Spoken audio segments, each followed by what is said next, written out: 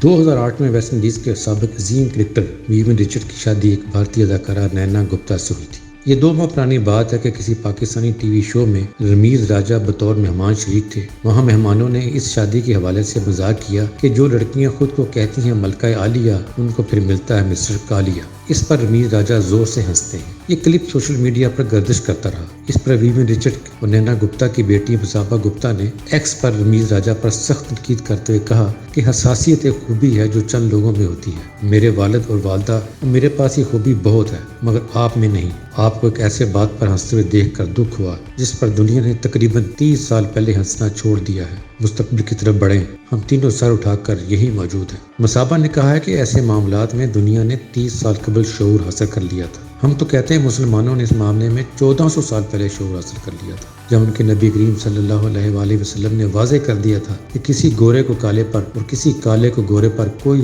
فضیلت حاصل نہیں ہے۔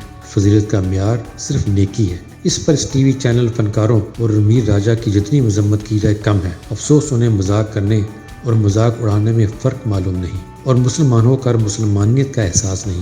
انہوں نے ایک برا کام کر کے خود کو فضیلت کے مقام سے گرا لیا۔ ایسے معاملات میں تو توبہ بھی قبول نہیں ہوتی جب تک ان لوگوں سے معافی نہ مانگی جائے اور وہ معاف نہ کر دیں جن کا دل دکھایا گیا ہو۔